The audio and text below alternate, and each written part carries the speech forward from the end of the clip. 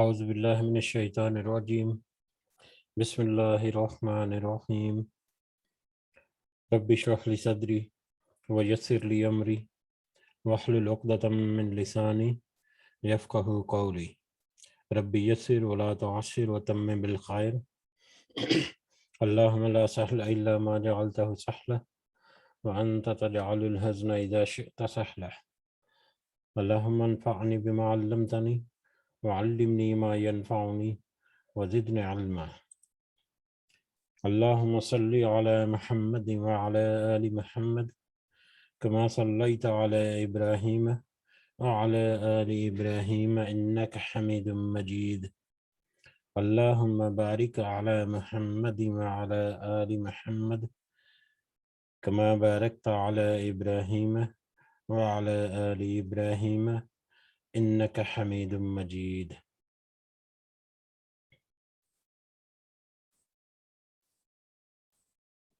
آج ہم انشاءاللہ اللہ کے خاص فضل و کرم سے، اس کی خاص رحمت اور اس کی عطا کردہ توفیق سے ہم ریاض الصالحین جو جلد اول ہے، پہلی کتاب والیوم 1، اس کا چیپٹر نمبر 13 باب نمبر 13 جو ہے اس کو شروع کریں گے، اس دعا کے ساتھ کہ اللہ تعالی ہمیں استقامت نصیب کرے اور ہماری اس چھوٹی سی جو کوشش ہے اس کو قبول و منظور فرمائے، اور اس کو ہمارے لیے اور ہمارے محبوب جو ہمارے پیارے ہیں اس دنیا میں، ہمارے ساتھ، ہمارے آگے پیچھے، دوستوں میں، رشتہ داروں میں، ہماری اپنی خاندان میں، فیملی میں، ان کے لیے اور ہمارے لیے اس کو باعث نجات بنائے، باعث مشعل راہ بنائے، اس دنیا میں بھی اور آخرت میں بھی ہمیں اس کا اجر جو ہے وہ عطا فرمائے، آمین یا رب العالمین۔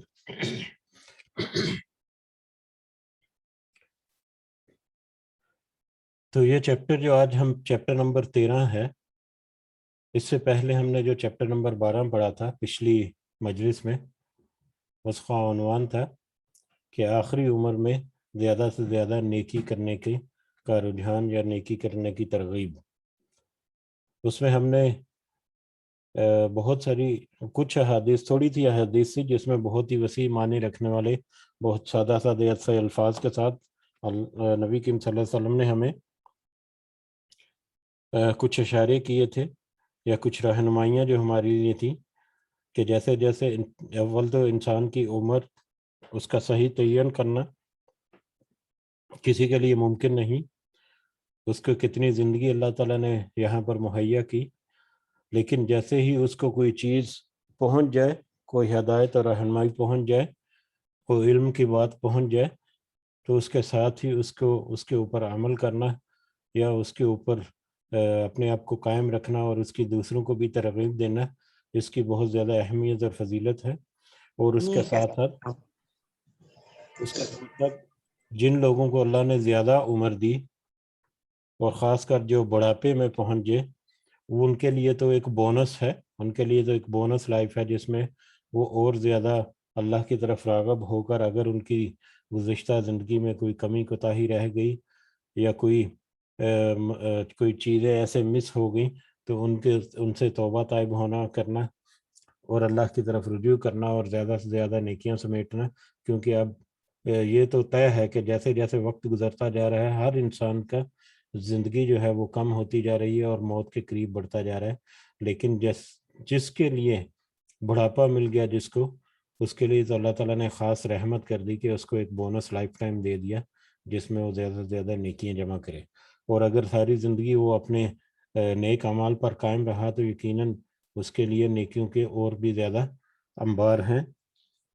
جس کا اجر وہ اللہ کے ہاں ضرور دیکھ لے گا، پا لے گا۔ اس کے علاوہ ہم نے اس میں یہ بھی دیکھا تھا کہ نبی کریم صلی اللہ علیہ وسلم جو ہیں ان کی کچھ احادیث تھیں کہ وہ آخری وقت میں یا عمر کے آخری حصے میں جب وہ سورہ نصر جو ہے وہ نازل ہوئی، اس کے بعد ان کو اشارہ مل گیا، بلکہ کچھ صحابہ جو ہیں اس میں حضرت ابن عباس جو ہیں وہ بھی شامل ہے، حضرت عمر رضی اللہ تعالیٰ عنہ رضی اللہ تعالیٰ عنہما وہ بھی شامل ہے، ایسے صحابہ جن کو بھی اندازہ ہو گیا اس سورہ کے نازل ہونے کے بعد کہ جو نبی کریم صلی اللہ علیہ وسلم کی سوچ تھی کہ اب ان کا جو وقت ہے وہ قریب آ چکا، اور پھر اس وقت انہوں نے جا کر اللہ کی بڑائی اور اس کی کبریائی، اس کی حمد جو ہے اور استغفار جو ہے وہ بہت زیادہ کرنا شروع کر دیا نبی کریم صلی اللہ علیہ وسلم نے بھی۔ تو ہمارے لیے بھی ایک مشعل راہ ہے کہ جیسے جیسے ہم اپنی منزلیں طے کرتے جا رہے ہیں اپنی عمر کی، ویسے ویسے ہم اپنے ایمان میں پختگی لائیں، اپنے عمل میں مضبوطی لائیں، تاکہ ہم جو ہمیں اللہ نے نعمتیں دی ہیں، اللہ تعالیٰ نے ہمارے اوپر جو فضل و کرم اس دنیا میں کر رہے ہیں، اس کا بھرپور فائدہ ہم آخرت میں اٹھائیں، اللہ تعالیٰ کی رحمت کے بدلے میں، اللہ تعالیٰ کی رحمت کی شکل میں، اور ہم کامیاب لوگوں میں شمار ہو جائیں انشاءاللہ۔ آج کا چیپٹر جو ہے، یہ چیپٹر بھی انتہائی سادہ سا معنی کے لحاظ سے، اس کے جو کچھ احادیث جو پڑھیں گے ہم، ان احادیث کی انڈرسٹینڈنگ کے حوالے سے اگر دیکھا جائے تو یہ بہت ہی آسان سا چیپٹر ہے، لیکن اس میں سبق بہت گہرے ہیں۔ اس میں ہمارے لیے چھوٹے پیغامات ہیں، لیکن وہ چھوٹے پیغامات جو ہیں بارش کے قطرے کی طرح ہے۔ بارش کا ایک ایک قطرہ وہ جب مل کر برستا ہے تو جتنا زیادہ برستا ہے اتنا ہی زیادہ رحمت بھی ہوتی ہے۔ تو یہ چیپٹر نمبر 13 جو ہے، اس کا عنوان یا اس کا جو موضوع ہے وہ ہے اس بات کے بیان کہ نیکی اور بھلائی کے راستے بہت ہیں۔ اس کے بعد کے بیان میں کہ نیکی اور بھلائی کے راستے بہت ہیں۔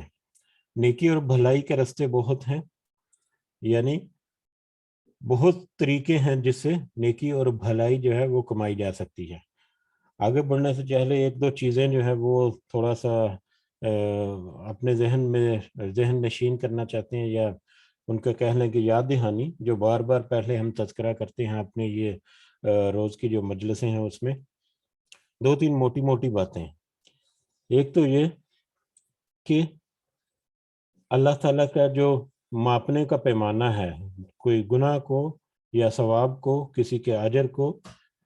ناپنے کا جو پیمانہ ہے، اس دنیا میں جو بھی انسان کماتا ہے اس کو ناپنے کا جو پیمانہ ہے اللہ کے ہاں، وہ ذرہ ہے۔ اس کے بارے میں بہت دفعہ بات ہوئی کہ ذرہ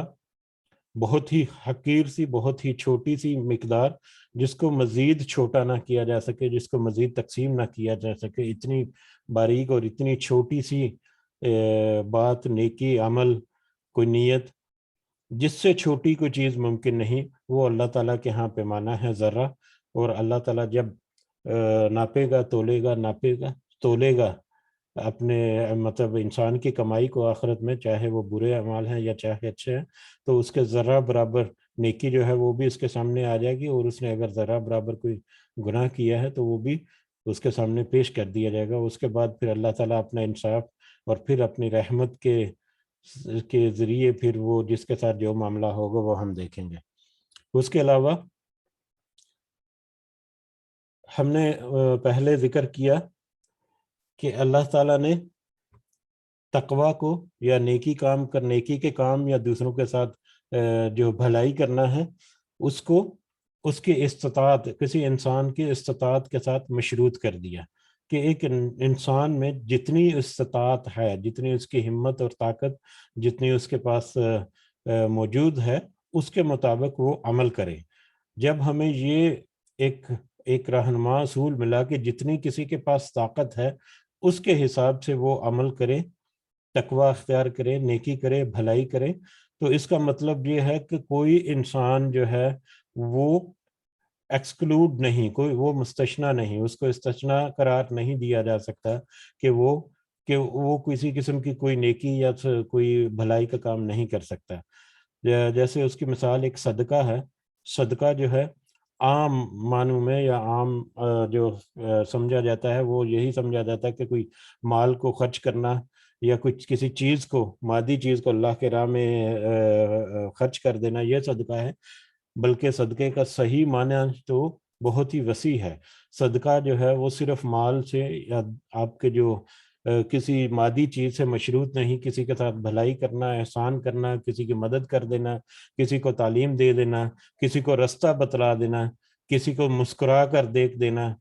یہ ساری چیزیں جو یہ صدقے میں آتی ہیں. اور ہم جب صدقے کی وسیع ڈیفینیشن کو دیکھیں تو پھر ہمیں اندازہ ہوتا ہے کہ اللہ تعالیٰ نے کیوں کہا کہ انسان جو ہے وہ اپنے استطاعت کے مطابق اپنے اعمال جو ہے وہ کرے، بھلائی کرے دوسروں کے ساتھ. اس کا مطلب یہی ہے کہ اگر کسی کے پاس مال و دولت نہیں ہے تو وہ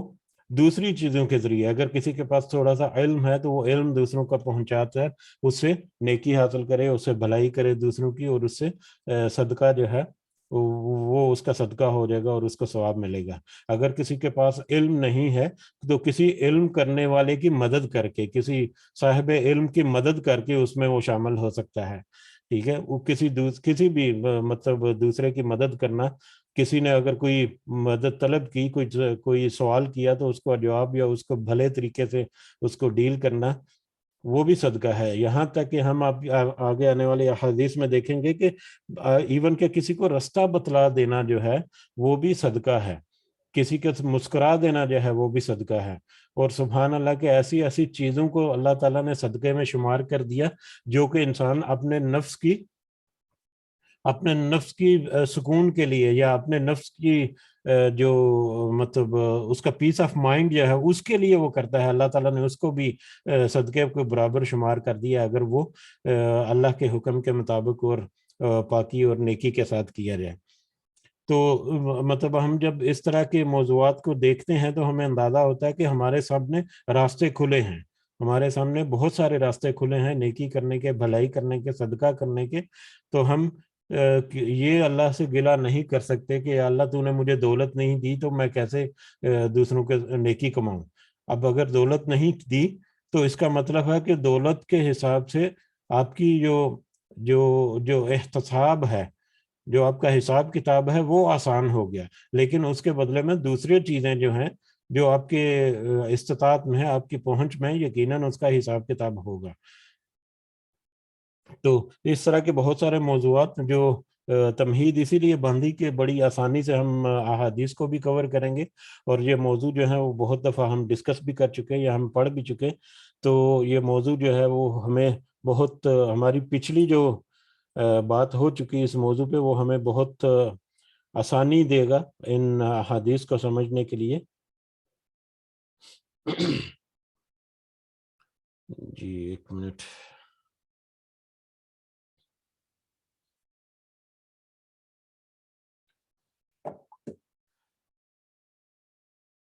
جی گروپ میں یہ کچھ لوگ موجود ہیں لیکن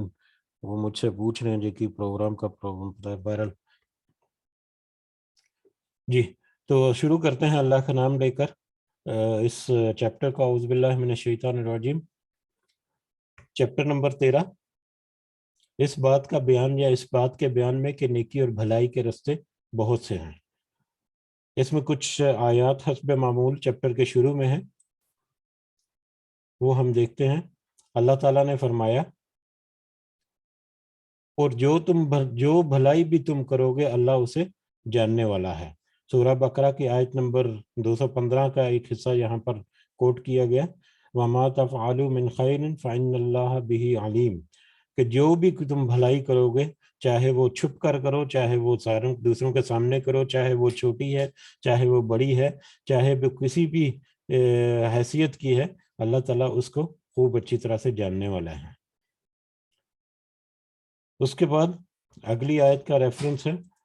اور فرمایا اور تم جو بھلائی بھی کرتے ہو اللہ اسے جانتا ہے. جو تم بھلائی کرتے ہو، جو بھی تم بھلائی کرتے ہو اللہ تعالیٰ اسے جانتا ہے. یہ بھی سورہ بقرہ کی آیت نمبر 197 سے.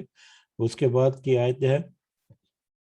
جو شخص ایک ذرے کے برابر بھی کوئی بھلائی کرے گا وہ اسے قیامت کے دن دیکھ لے گا.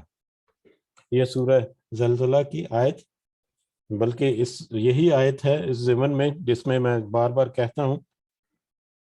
کہ اللہ تعالیٰ کے جو اکائی ہے، اللہ تعالیٰ کے پیمانے کی اکائی جو ہے جس میں وہ کسی کے نیکی کے یا ایون برے کاموں کو شمار کرے گا یا تولے گا تو وہ ذرہ ہے.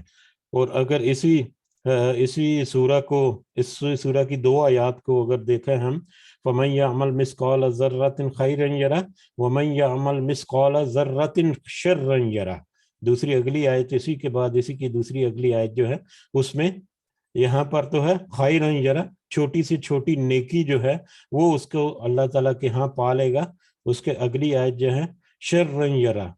کہ وہ چھوٹی سے چھوٹی برائی، اپنے چھوٹے سے چھوٹے برے عمل جو ہے، گناہ کا کام جو ہے، اس کو بھی وہاں پر پالے گا. تو دونوں طرح سے اللہ جب انصاف کرے گا تو یقیناً دونوں پہلو جو ہے وہ سامنے رکھے گا، اور اس کے بعد پھر اپنی رحمت فرمائے گا، جس کے اوپر جتنی رحمت وہ اس کے شائن کے لائق ہیں. ٹھیک ہے. تو وَمَن يَعْمَلْ مِثْقَالَ ذَرَّةٍ خَيْرًا يَرَهُ وَمَن يَعْمَلْ مِثْقَالَ ذَرَّةٍ شَرًّا يَرَهُ. تو جو بھی انسان اس دنیا میں کسی کے ساتھ ذرہ برابر بھی نیکی کرے گا تو اس کو بھی اللہ کے ہاں پالے گا، اور کسی نے اگر ذرہ برابر بھی کوئی گناہ یا برائی کی ہے تو وہ بھی اللہ کے ہاں اسے دیکھ لے گا. اس کے بعد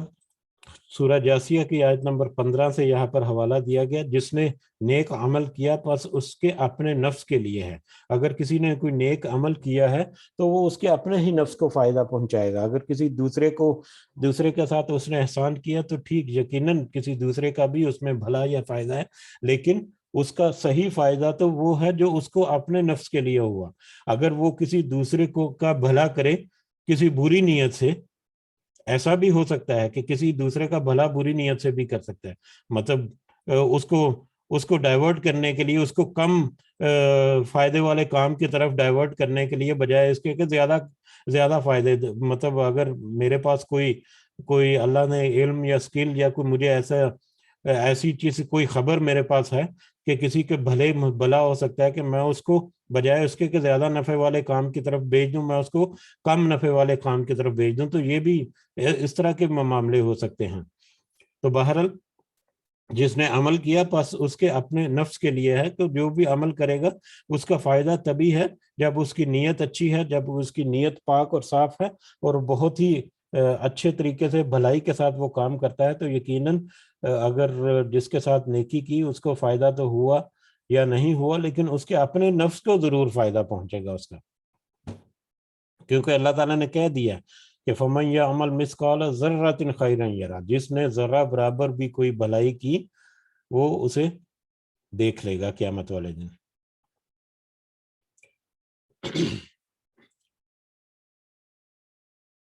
جی، اسی ضمن میں ایک چھوٹا سا واقعہ جو ہے وہ تذکرہ کرنا چاہوں گا. یہ حقیقت ہے یا نہیں، یعنی سچا واقعہ ہے کہ نہیں، یہ تو مجھے صحیح طرح سے علم نہیں ہے، لیکن ہمیں سمجھنے کے لیے یا ہمیں ایک مثال کے طور پر کوٹ کرنے کے لیے مجھے بہت اچھا یہ واقعہ لگتا ہے. ہو سکتا ہے کہ ہم کہیں پڑھ بھی لیں آگے پیچھے آتے ہوئے، کیونکہ میں نے دیکھا ہے یہ خاص کر احادیث کے، جب ہم نے یہ کتاب شروع کی تو اس میں کچھ احادیث ایسی گزری ہیں جو ایون کہ مجھے بھی اندازہ نہیں تھا کہ یہ احادیث کے موضوع ہیں. وہ مطلب عام طور پر کوئی سٹوری یا کہانی یا اس طرح کی چیز سمجھ کر مطلب کوٹ بھی کی جاتی ہے اور اس کو عام طور پر سمجھا بھی جاتا ہے، لیکن بہت ساری چیزیں ایسی ہیں جو احادیث میں بھی موجود ہیں. بہرحال وہ ایسے ہے کہ ایک شخص نے ایک رستے میں، پرانے زمانے میں رستے جو ہیں آپ کو پتا ہے کہ کیسے صحراؤں میں، ریگستانوں میں بڑے کٹھن رستے ہوتے تھے، سخت رستے ہوتے تھے، مشکل دشوار گزار. تو ایک رستے میں کوئی ایک مسجد تھی یا ایک سرائے تھا یا ایک آرام گاہ تھی. تو ایک شخص نے وہاں پر ایک میخ گاڑ دی، ایک بڑا سا کیل ٹھوک دیا یا ایک بڑی سی میخ گاڑ دی، اس مقصد کے لیے یا اس نیت کے تحت کہ رات کے تام یا یہاں پر جو مسافر گزرتے ہیں تو مسافروں کے پاس کوئی اونٹ یا گھوڑا یا خچر یا کوئی جو بھی سواری وغیرہ ہے، وہ اس سواری کو یہاں پر اس کے ساتھ باندھ کر اطمینان سے اللہ کی عبادت کر سکتے ہیں، یا آرام کر لیں گے، یا تھوڑی دیر جتنی دیر رکنا ہے وہ آرام سے سکون سے یہاں پر بیٹھ سکتے ہیں. تو ان کی سواری کی ٹینشن نہیں ہوگی. سواری کی کسی وہ اس کیل کے ساتھ یا اس میخ کے ساتھ باندھی ہوئی ہے تو وہ اطمینان کے ساتھ اپنا آرام کر لیں گے یا اللہ کی عبادت کر لیں گے یا جو بھی. ٹھیک ہے. لیکن دوسرا شخص جو ہے وہ آیا اور اس دوسرے شخص نے اس میخ کو اٹھا دیا، اس کو اکھاڑ دیا، اس کو وہاں سے نکال دیا. اب وہ اس نے اس لیے نکالا کہ ہو سکتا ہے کہ رات کے اندھیرے میں کوئی شخص وہاں سے گزر رہا ہو تو اس کو ٹھوکر لگے، یا اس کے سواری وغیرہ کو ٹھوکر لگے اور وہ گر جائے، اس کو چوٹ وغیرہ آ جائے یا اس کا نقصان ہو جائے، تو اس ڈر سے اس نے وہ میخ وہاں سے اکھاڑ دی۔ اب دونوں نے عمل کیا، دونوں نے ایک عمل کیا، ایک نیت اپنے دل میں رکھ کر دونوں نے ایک کام کیا، اور دونوں نے بھلائی کا کام کیا، دونوں نے اس کا نتیجہ بھلائی کی شکل میں اللہ تعالیٰ سے پا لیا، ٹھیک ہے۔ اب ظاہری طور پر تو وہاں پر عمل اور اس کے رد عمل، ایک کا میخ گاڑنا اور دوسرے کا میخ نکال لینا، وہ تو زیرو ہو گیا، برابر زیرو ہو گیا، یعنی کہ وہاں پر گراؤنڈ ریالٹی کچھ بھی نہیں، زیرو ہے، لیکن دونوں اپنے اجر کما چکے، دونوں کو ان کا اجر جو ہے وہ پورا مل چکا، کیونکہ دونوں نے بھلائی کے لیے یہ کام کیا۔ اب اگر اس کے ریورس کیس دیکھیں، اس کے ریورس کیس کیا ہے کہ اس نے میخ گاڑی پہلے شخص نے اس ارادے کے ساتھ کہ کسی کو تکلیف پہنچے، شرارت کرنے کے لیے شیطانی وسوسے کے تحت آ کے اس نے میخ کاٹ دی کہ رات کو کوئی کسی کو ٹھوکر لگے گی تو اس کو تسکین ملے گی، یا اس نے اس طرح کی نیت رکھی، اور جو دوسرے شخص نے نکالی وہ اگر اس نیت سے نکالتا کہ مطلب اس کے ذہن میں بھی کوئی شیطانی فطور جو ہے پڑا ہوا، وہ اس لیے نکالتا کہ مطلب رات کو کسی کو آسانی نہ ہو جائے، تو یہاں پر وہ کسی کو پریشان دیکھے گا تو وہ تھوڑا سا اس کی بھی تسلی، شیطانی اس کی تسلی میں ہو جائے گی، تو اس طرح کی نیت بھی ہو سکتی تھی۔ اگر اس طرح کی نیت ہوتی تو عمل تو پھر بھی زیرو ہی تھا، لیکن یقیناً دونوں کے لیے ایک بہت بڑا عذاب جو ہے وہ بھی قائم ہو جاتا ہے۔ تو عمل جو ہے، چاہے وہ کسی کو فائدہ پہنچے یا نہ پہنچے، چاہے کسی کو کم فائدہ پہنچے یا زیادہ فائدہ پہنچے، لیکن اس کی نیت کے مطابق جو عمل کرنے والا ہے اس کو اس کا اجر جو ہے وہ ضرور مل جاتا ہے، اس کو اس کا اجر اللہ تعالیٰ ضرور دے دیں گے۔ تو اسی انٹروڈکشن کے ساتھ ہم آگے بڑھتے ہیں احادیث کی طرف۔ سب سے پہلے حدیث جو ہم دیکھتے ہیں، حدیث نمبر سلسلہ نمبر جو ہے اس کے مطابق دیکھیں تو حدیث نمبر یہ 117 ہے۔ حضرت ابو ذر جندب، حضرت ابو ذر جندب بن جنادہ رضی اللہ تعالیٰ عنہ، ان سے روایت ہے کہ میں نے کہا یا رسول اللہ صلی اللہ علیہ وسلم، کون سا عمل سب سے افضل ہے؟ کون سا عمل، کون سا کام کرنے کا کام جو ہے وہ سب سے بڑا ہے، سب سے افضل ہے؟ آپ صلی اللہ علیہ وسلم نے فرمایا اللہ پر ایمان رکھنا اور اس کے راستے میں جہاد کرنا۔ اللہ پر ایمان رکھنا یعنی ایمان اپنا جو ہے اس کو مضبوط رکھنا، اس کو صحیح رکھنا، اور دوسرا اس کے راستے میں جہاد کرنا۔ اب جہاد کرنا جو ہے یہ تو ایک بڑے کاموں سے، مشقت کے کاموں میں، مشکل کاموں میں سے ایک کام ہے۔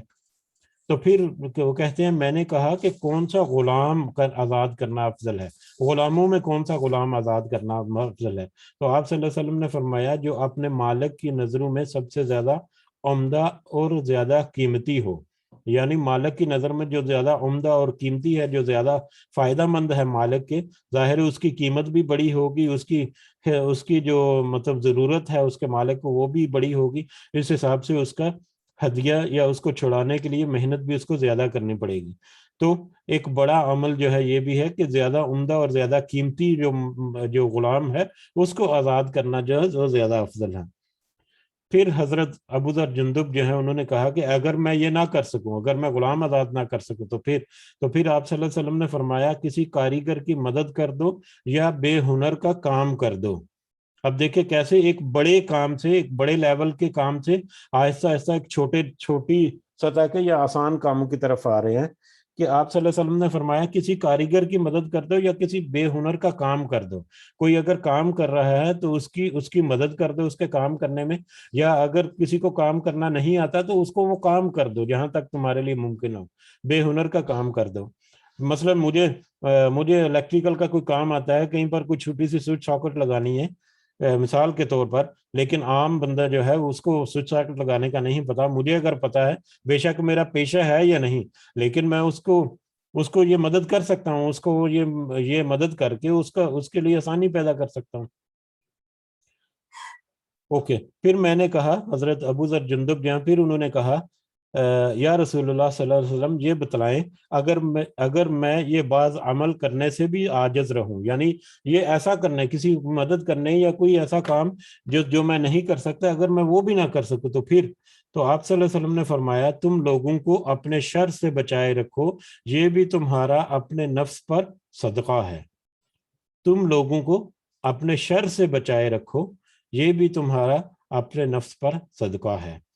کہ اگر تم بڑے بڑے کام نہیں کر سکتے، کوئی تمہاری استطاعت میں کوئی کام نہیں ہے، کوئی کسی کو مدد نہیں کر سکتے کسی بھی وجہ سے، یا کوئی ایسے کام نہیں کر سکتے، اگر کوئی کسی نے مدد کے لیے پکارا تو تمہارے لیے ممکن نہیں کہ تم اس کی مدد کر سکو، یا تم اتنے ہی تمہاری حیثیت کم ہے کہ تمہارے پاس علم نہیں ہے، تمہارے پاس دولت نہیں ہے، یا جس طرح کے بھی حالات معاملات ہیں، تو کم از کم اپنے نفس کو تو اس قابل کرو کہ تم کسی دوسرے کو اس سے تکلیف نہ پہنچے، کسی دوسرے کو اس سے کوئی مطلب پریشانی نہ ہو، تو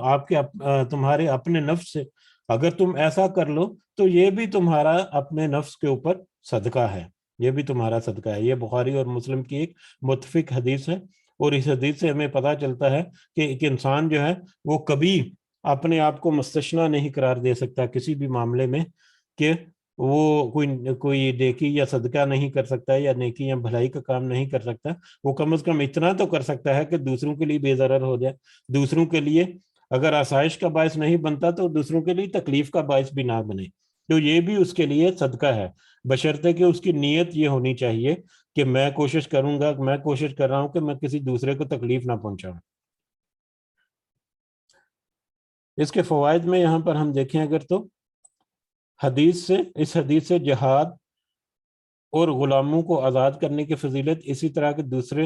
طرح دوسروں کے ساتھ ہمدردی اور تعاون کی اہمیت واضح ہے۔ علاوہ ازیں دوسروں کو تکلیف پہنچانے سے اجتناب کی اجر میں صدقہ اور احسان سے کم نہیں ہے۔ اس سے یہ بھی معلوم ہوا کہ ایمان باللہ قبولیت اور صحت اعمال کے لیے بنیاد ہے، یعنی اللہ پر ایمان لانا، اللہ پر ایمان جو ہے وہ کسی بھی نیک عمل جو ہے اس کی ایک بنیاد ہے، اس کے لیے بنیاد، یعنی ایمان باللہ، اللہ کو ایک ماننا، اللہ کو وحدہ لا شریک ماننا، اس کے ساتھ شرک سے پاک ہونا، یہ تو سب سے پہلی ریکوائرمنٹ ہے، جس کا کل بھی تذکرہ کیا تھا کہ جو جنت اور دوزخ کا جو حساب کتاب ہے، اس کا جو اپلیکیشن فارم ہے، اس میں جو سب سے پہلے صفحے کے اوپر جو سب سے پہلا کالم ہے جو فل اپ ہوگا وہاں پر، وہ انٹری ٹیسٹ کے لیے یا وہ وہاں پر داخلے کے لیے وہاں پر ہے کہ کیا کوئی مشرک ہے یا موحد ہے، کیا اگر کوئی انسان جو ہے وہ جو اس کے لیے اپلیکیشن دے رہا ہے، کیا وہ اللہ کو وحدہ لا شریک مانتا ہے یا اس کے ساتھ شرک کرتا ہے۔ تو وہیں سے اس کے دو رستے ہو گئے، جو خدا نہ خواستہ کسی میں شرک کا معاملہ پایا گیا تو اس کا تو رستہ وہیں سے جدا ہو گیا، وہ تو وہیں سے بغیر باقی منزلیں طے کیے سیدھا جہنم میں چلا گیا۔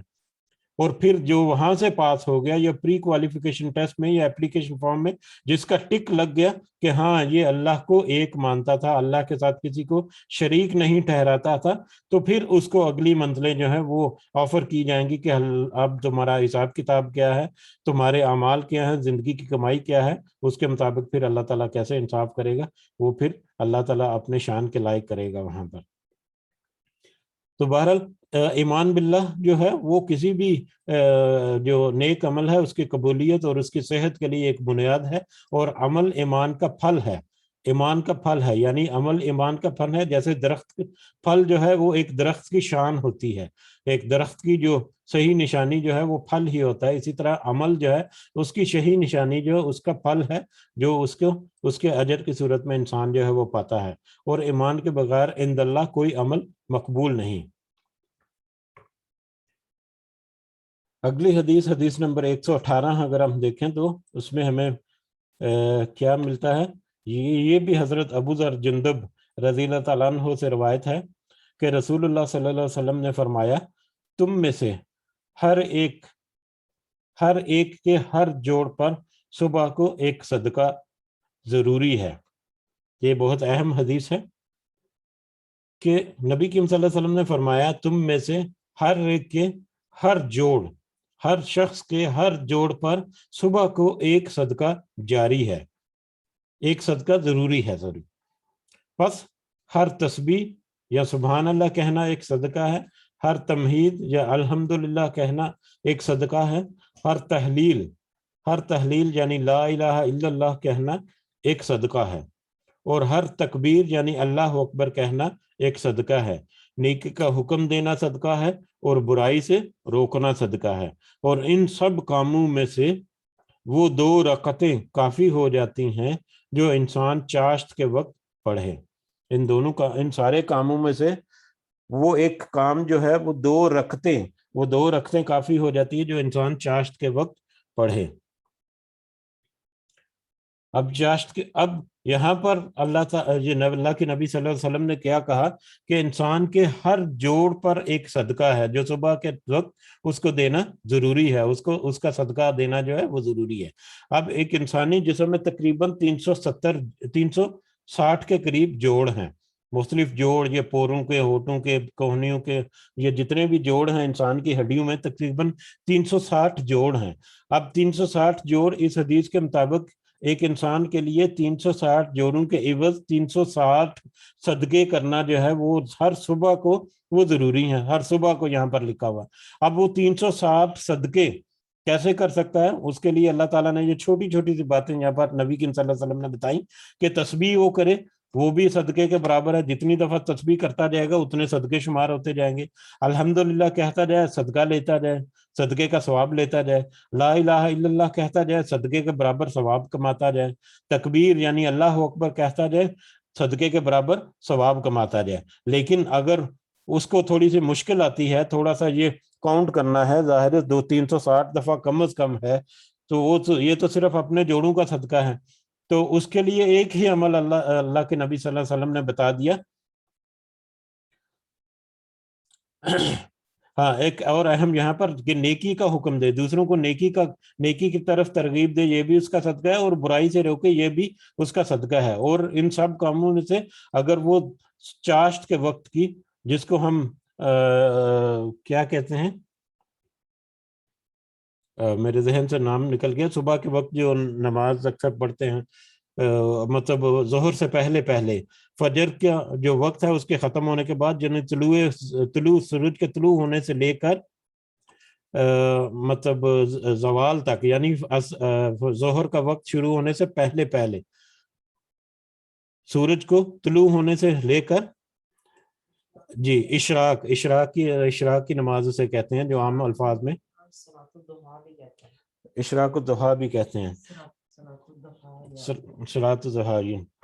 ٹھیک ہے. تو یعنی چاشت کی نماز، یعنی سورج کے طلوع ہونے کے بعد سے لے کے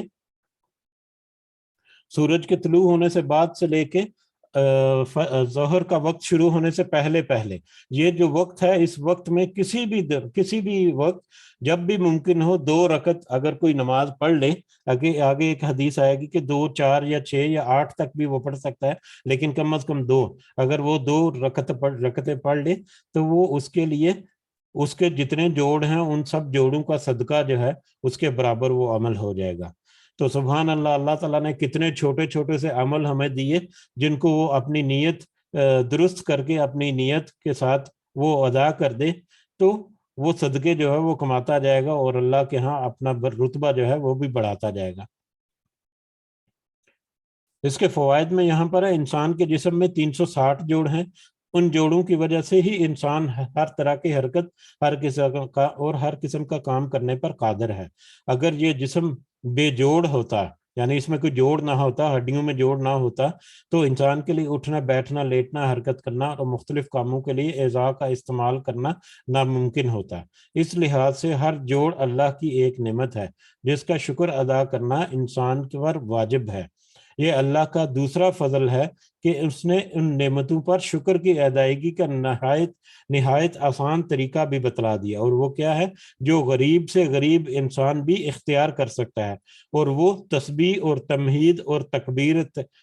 اور تحلیل کا کہنا اور نیکی کا حکم اور برائی سے روکنا ہے. اور اگر یہ بھی نہ ہو سکے تو طلوع شمس کے بعد سے زوال شمس تک کے درمیانی وقفے میں کسی بھی وقت 2 رکعت پڑھ لے. زیادہ پڑھنا بھی چاہے تو 8 رکعت تک 2 کر کے پڑھ سکتا ہے. یعنی اللہ تعالیٰ کے کتنے احسانات ہیں ہمارے اوپر کہ اس نے ہماری استطاعت کے مطابق ہمیں ہر چیز کرنے کو کہا. جو بھی ہماری ہمت اور استطاعت میں ہے وہ ہم اپنی نیت درست کر کے اللہ کے لیے کر دیں تو وہ اللہ کے ہاں مقبول ہے. اس کی شرط یہی ہے کہ ایمان باللہ، آپ کا ایمان کے تقاضے پورے ہیں اور آپ کی نیت جو ہے وہ انتہائی مضبوط اور ٹھوس ہے. ایک اور حدیث آج دیکھ لیتے ہیں، پھر انشاءاللہ آج کا سبق جو ہے وہ وائنڈ اپ کریں گے. حدیث نمبر 119 ہے، ابو ذر جندب سے ہی روایت ہے رضی اللہ تعالیٰ عنہ. نبی کریم صلی اللہ علیہ وسلم نے فرمایا مجھ پر میری امت کے اچھے اور برے عمل پیش کیے گئے. یعنی مجھ پر غالباً یہ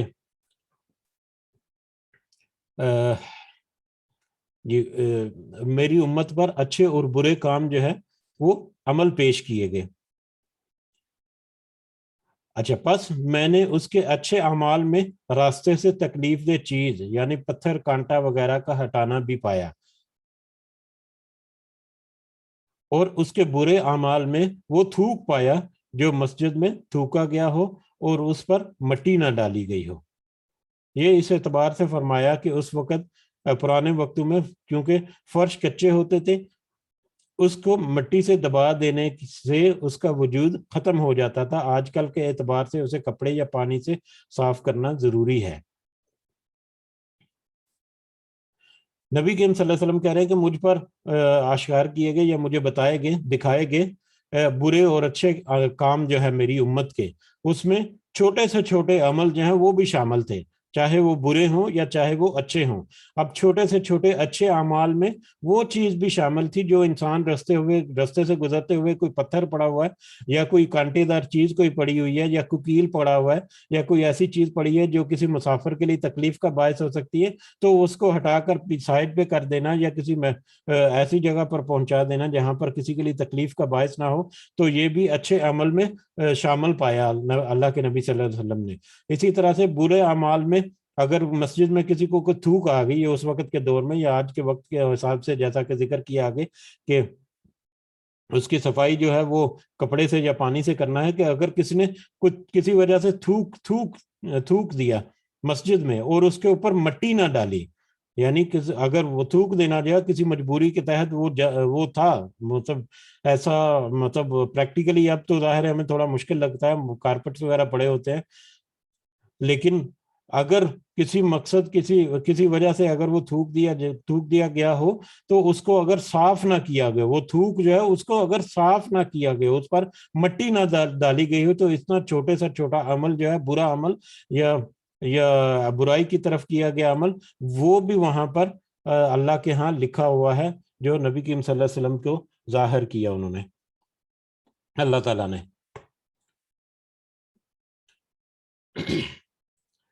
اس کے فوائد میں ہم دیکھیں اگر تو اللہ تعالیٰ نے چھوٹے سے چھوٹے عمل کو بھی جس میں لوگوں کا فائدہ یا نقصان سے بچاؤ ہو، جس میں چاہے دوسرے لوگوں کا فائدہ ہو یا ان سے اذیت یا نقصان سے بچاؤ ہو، اعمال خیر میں شمار کیا ہے. اور جو اس کے برعکس ہو، جو اس کے الٹ ہو جائے، چاہے کتنا بھی معمولی ہو، اسے شر میں شمار کیا ہے. جس سے یہ ترغیب ملتی ہے کہ انسان کو ہمیشہ بھلے کام کرنے چاہیے تاکہ اسے اللہ کی رضامندی حاصل ہو، اور برے کاموں سے اجتناب ضروری ہے تاکہ وہ اللہ کے غضب اور عتاب سے محفوظ رہے. اور اس کے بعد مسجد کی صفائی کا اہتمام اور اس کے ادب کے منافی کاموں سے گریز کیا جائے، جیسے تھوکنا وغیرہ، اور یہ پڑا ہوا ہو تو اسے صاف کر دینے کا حکم ہے. اس کے فوائد میں بھی یہ ہے، اور اس حدیث سے بھی ہمیں یہی پتہ چلتا ہے کہ جو چھوٹے سے چھوٹا کام جو انسان اگر حقیر سمجھے تو وہ حقیر نہیں ہے، وہ اس کو اللہ کے ہاں وہ پا لے گا. اور اسی طرح چھوٹے سے چھوٹی کوئی برائی کا کام جو ہے اس کو بھی اگر حقیر سمجھو تو وہ ایسا نہیں، وہ بھی اللہ کے ہاں کہیں نہ کہیں محفوظ ضرور ہوگی، اور جس کو انسان جو ہے وہ دیکھ لے گا. اسی لیے کہا جاتا ہے کہ کسی نیکی کے کام کو اس لیے مت چھوڑو کہ یہ اچھا چھوٹا سا کام ہے یا حقیر سی نیکی ہے. حقیر جان کر کسی نیکی کو مت چھوڑو اور حقیر جان کر کسی برے کام کو مت کرو. وما علینا الا البلاغ المبین.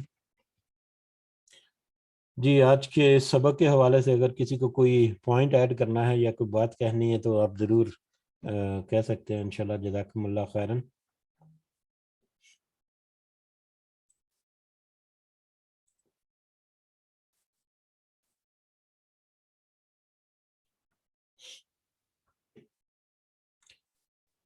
جی اگر کوئی پوائنٹ نہیں ہے تو انشاءاللہ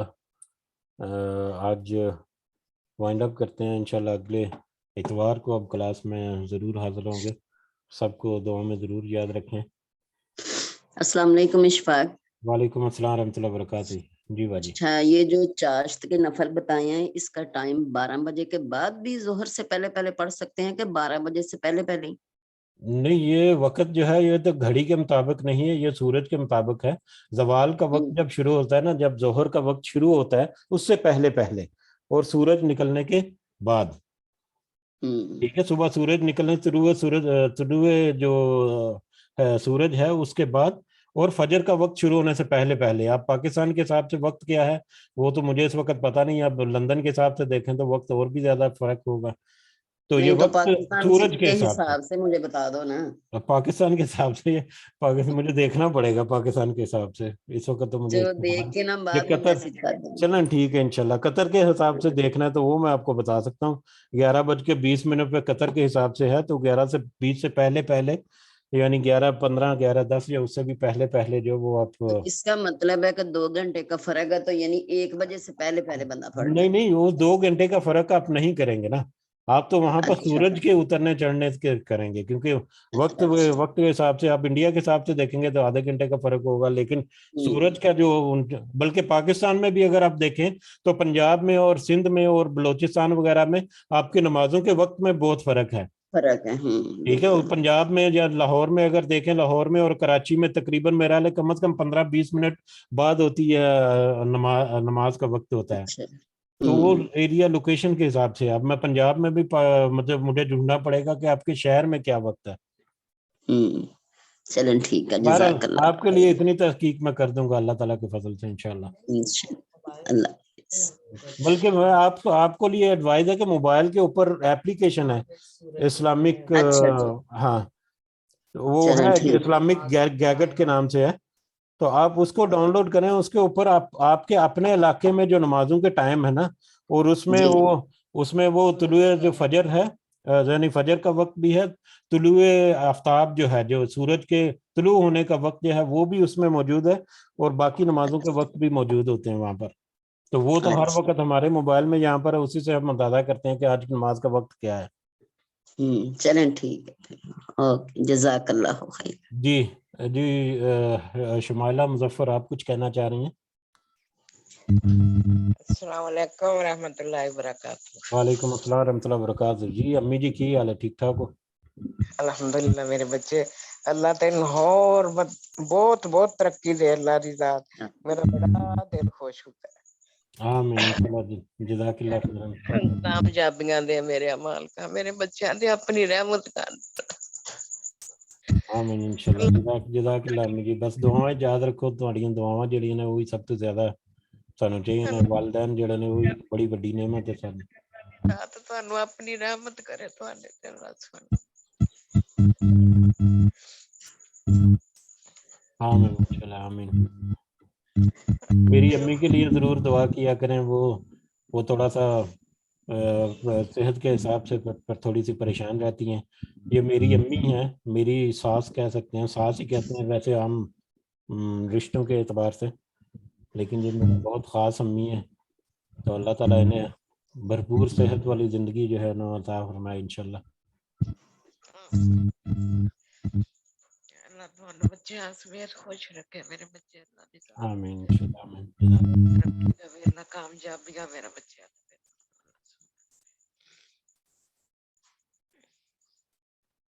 چلو ٹھیک ہے میرا پتر. جی ٹھیک ہے, جزاک اللہ خیرا, جزاک اللہ خیرا. اللہ تعالیٰ ہمارے سب کے لیے آسانی پیدا فرمائے, اور ہمیں جتنی آزمائشیں ہیں اس دنیا میں اللہ تعالیٰ ہمیں ان سے محفوظ رکھے, اور ان آزمائشوں کے بدلے میں اللہ تعالیٰ ہمیں دنیا میں اجر بھی دے انشاءاللہ. جیسا کہ اللہ تعالیٰ نے وعدہ کیا, اللہ تعالیٰ اپنے وعدے کو ضرور پورا کرتا ہے, لیکن اس کے لیے شرط یہی ہے کہ انسان کے اوپر کوئی آزمائش ہے تو وہ اس کو پھر اللہ کی طرف سے سمجھ کر اس کے اوپر اور زیادہ شکر اور زیادہ اللہ کے قریب ہو اگر, تو یقیناً اللہ تعالیٰ اس کا भरपूर अजर देगा, अपनी शान के लायक अजर देगा इंशाल्लाह। तो हमारी परेशानियों को अल्लाह ताला दूर करे और उस परेशानियों में हमें अल्लाह ताला ये भी नहीं तो हिम्मत और तौफीक दे के हम उसके ऊपर सब्र करें और उसका अजर जो है अल्लाह से उसकी ख्वाहिश भी रखें। और अल्लाह ताला हमारे जितने बीमार हैं अल्लाह ताला उन सबको शिफाए कामिला आजिज़ा अता फरमाए। और इस दुनिया से जो गुजर चुके हमारे वालिदैन, हमारे भाई, हमारे बड़े बुजुर्ग, छोटे बच्चे, अल्लाह ताला सब के लिए रहमत और आफियत करे और उनको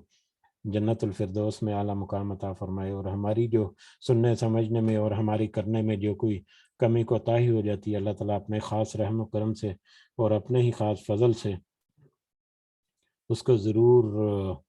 अल्लाह ताला माफ़ फरमाए। फमा अलैना इल्लल बलागुल मुबीन। आमीन या रब्बल आलमीन। रब्बना तक़ब्बल मिन्ना इन्नका अंतस समीउल अलीम व तुब अलैना इन्नका अंतत तव्वाबुर रहीम। सुब्हान रब्बिका रब्बिल इज़्ज़ति अम्मा यसिफून व सलामुन अलल मुरसलीन वल्हम्दुलिल्लाहि रब्बिल आलमीन। सुब्हानकल्लाहुम्मा व बिहम्दिका अशहदु अन ला इलाहा इल्ला अंता अस्तगफिरुका व अतूबु इलैक। जज़ाकुमुल्लाहु खैरन। अस्सलामु अलैकुम व रहमतुल्लाहि व बरकातुहू।